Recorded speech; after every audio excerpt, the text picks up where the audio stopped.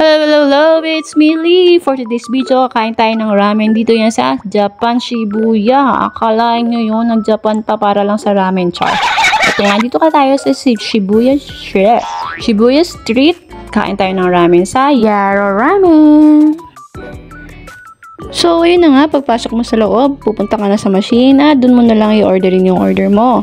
Pipindutin mo yung pictures na gusto mo and then lalabas naman dyan kung may English o Japanese. So, pindutin mo na yung English para maintindihan mo and then lagay mo na yung pera mo and then may lalabas na ticket at yun ang bibigay mo sa chef. So, in order lang natin is normal. Tapos, may makikita kang mahabang lamesa. Parang isang lamesa lang yan eh.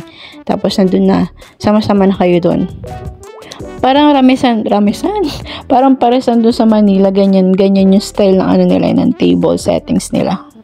And then, sa harap ng table, makikita mo yung mga black pepper, spicy, may kare, may chopstick din, tapos merong garlic.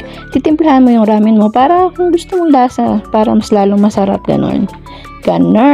Tapos, meron din toyo para sa girlfriend mong toyoin. At meron may suka din ha, para sa maasim na sugar daddy chars. Naaamoy ko na, grabe ang sarap. So, habang naghihintay, pa-cute muna tayo kahit di tayo cute. Wow. So, nakikita ko na yung order ko. Excited na ako malasahan kung anong lasa talaga niyan. Kung worth it. Oh, ito na pala. Bilis sa fast forward. Dito na tayo. Dito na yung ramen natin. Pinakahihintay. Gutom na ako. Hindi pa ako kumain yan ng umagahan. At ito rin. Oh, may pa-irasayimase. Alam niyo ba ang irasayimase is ay parang welcome to my store, parang yun lang. Usually may maririnig mo yun sa mga Japanese restaurant, irashaimase, gagano sila, di ba? Yun, alam nyo na ibig sabihin yan. Siyempre, bago tayo kumain, magpipray muna tayo para mag-give thanks tayo kay Lord sa mga blessings na binigay niya. At yun nga, salamat Lord. Yun na nga, kakainin na natin. Tingnan yung yung meat niya. Ganyan yung meat niya, napaka tender niyang pagkinain. Tapos yung yung noodles niya, may pagkatikan, taba niya, grabe. Parang ikaw, ay, joke lang. So yun nga, sarap ng noodles, ang sarap ng sabaw, ang sarap din nung yung gulay niya. Pero may hinahanap ako sa ramen, kasi sa dami na nakainan akong ramen,